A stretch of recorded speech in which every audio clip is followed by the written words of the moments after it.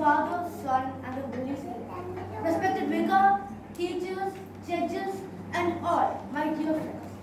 Today, as I stand before you to talk on a powerful and profound biblical verse from the Sermon on the Mount, St. Matthew chapter 5, verse 9.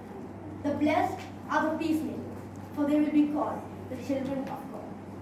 This statement may seem a bit simple, but it carries a deep meaning, and it holds within it a blueprint for Christian living. It shows us that we are meant to live in this world, to heal divisions, and to spread the sweet fragrance of God's love into this broken world. Nowadays, as we live in a world which is full of anxiety, fears of war are everywhere, and nations rise against other nations.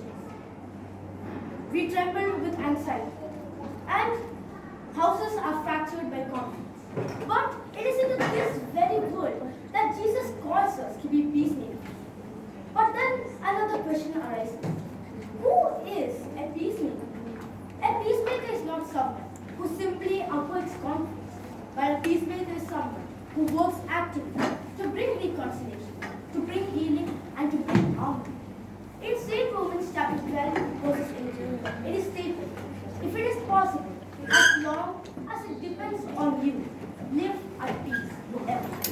Similarly, in St. James chapter 3, verses 18, it is also stated that the peace of God, which surpasses all understanding, will guard your hearts and minds in Jesus Christ.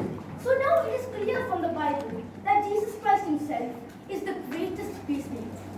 Through his sacrifice on the cross, he made peace between God and humanity. He made an everlasting understanding, an everlasting bond between God and humanity.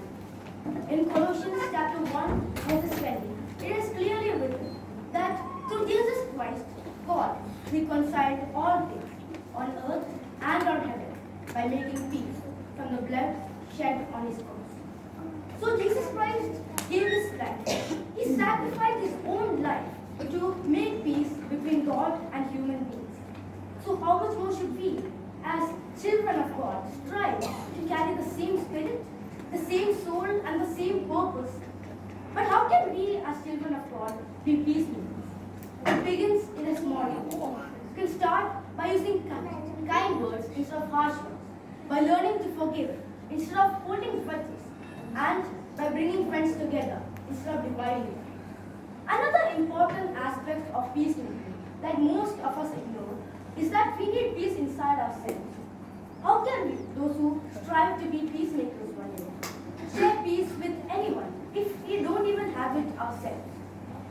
In Philippians chapter 4, verse 7, it says that the peace of Jesus Christ will guide anyone.